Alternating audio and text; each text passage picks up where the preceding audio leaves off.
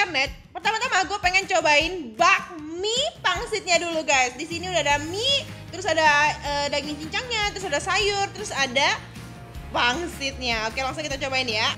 Bakmi itu teksturnya kenyal, terus ada wanginya gitu.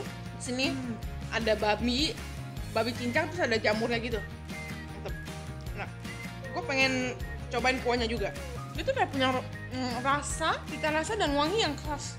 Maksudnya tuh dagingnya tuh nggak kayak kaleng-kaleng guys, jadi kayak berasa banget dagingnya. Terus dia tuh bulatannya tuh gede banget tuh, jadi kayak di dalam itu balurannya tuh besar, kulitnya lembut. Wah, ini enak sih, nggak main-main nih guys. Lo harus cobain nih bakmi Garnet. Menurut gua perpaduan yang enak dan sempurna. Kalau nanti satu lagi yang noodle yang mau gue cobain kan yang sehat tuh, jadi gue masukin di sini aja dan nih semua pangsit gorengnya kan. Ya nggak sih guys, ini kan goreng-gorengan.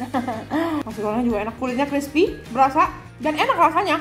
Lu kadang tuh kalau lu makan sesuatu ya lu bisa berasa kalau ini tuh nggak dibuat asal-asalan. Ini tuh kayak well made banget. Nah, ini salah satu yang kayak gitu guys, feeling gue. Next, gue mau cobain shirataki noodle komplitnya guys. Ini gue belajar sehat dulu guys, ya kan.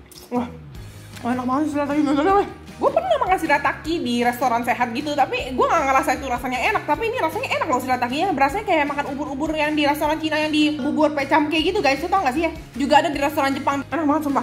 Isinya sebenarnya sama sama si bakmi tadi. Gue malah lebih demen ini daripada bakminya. Udah kayak makan bihun model baru gitu loh.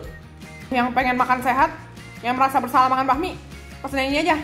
Lebih enak malah dari bakminya. Oh, bakminya nih nyal banget gila. Terus berasa banget dagingnya, enak. Lu pada harus cobain bakmi Garnet, khusus warga Garden Serpong. Ongkir cuma Rp5.000. Semua berasa fresh, homemade, dan enak banget. Jangan lupa like dan subscribe. Sampai jumpa guys di kolom berikutnya ya.